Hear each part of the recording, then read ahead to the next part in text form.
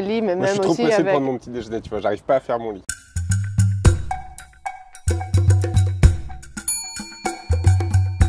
Il y a 3 ans, on a créé Orso, notre marque d'hôtel indépendant ensemble. J'ai grandi un peu dans l'hôtellerie puisque mon père s'occupait d'hôtels il y a longtemps. Moi, j'ai le sentiment que ces dernières années, l'hôtellerie a essayé de faire tout en même temps dans un même lieu. Et en fait, je pense qu'on a aussi un petit peu oublié la base, qui était des choses assez simples qu'on pratique dans tous les hôtels du monde, y compris dans ceux qui ne sont pas charmants.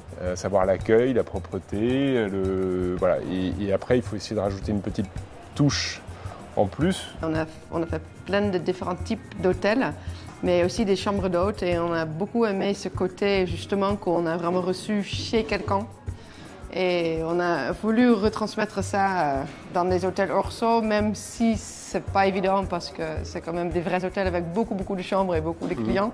La partie humaine est très importante, donc du coup le staff a un grand rôle à jouer, bien évidemment. Et je suis hyper content quelque part de commencer ma journée pour le petit déjeuner. Après, c'est autre chose, mais en tout cas, le petit déjeuner, c'est un moment, je trouve, important. C'est aussi un passage pour chaque client obligatoire quasiment. Et il faut que ça soit qualitatif et ça n'a pas besoin d'être non plus énormément de choses. Et on a préféré avoir moins de produits et plutôt qualitatif. C'est aussi pour ça que je suis allé chez Mamiche aujourd'hui. J'estime qu'ils n'ont pas forcément une offre pléthorique, mais tout est super bon. Là, le chou à la vanille que je ne connaissais pas est extrêmement bon. Mais on essaye toujours d'avoir des choses fraîches qui viennent à proximité de l'hôtel. Merci. Attention parce qu'il y a des petits parcours du combattant. Et je pense qu'il y a un peu de deux côtés de travailler en couple. C'est pas toujours facile, mais en même temps, on a beaucoup de liberté, mais on ne déconnecte jamais. Donc du coup, on a un peu... On se chamaille parfois.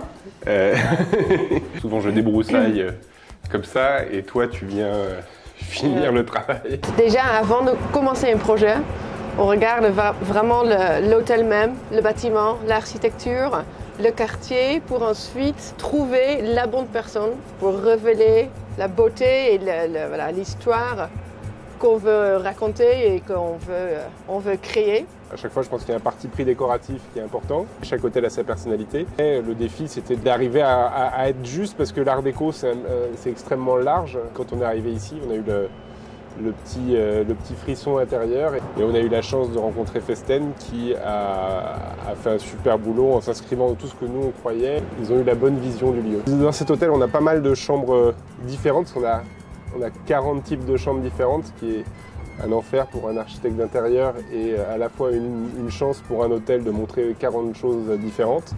Moi qui l'ai chiné sur Internet. L'idée, c'est de se sentir comme dans un petit appartement parisien. Donc du coup, on rentre dans les mêmes détails dans les hôtels qu'on rentre chez nous. Quasiment tout ici est dessiné, de chiner pour personnaliser beaucoup. Par exemple, alors cette table, en l'occurrence, elle a été chinée à la base, ensuite elle a été reproduite en quelques exemplaires. Pour moi, l'esprit Socialite Family, c'est un peu une vision de l'ancien au goût moderne. C'est vrai qu'on voit souvent un élément de Socialite Family quelque part, si c'est une lampe ou un canapé, ou voilà, chauffeuse, les chauffeuses, on les voit beaucoup. On a compris que depuis le début du projet, il faut qu'on intègre la partie art parce que ça personnalise, ça finit la décoration d'un lieu.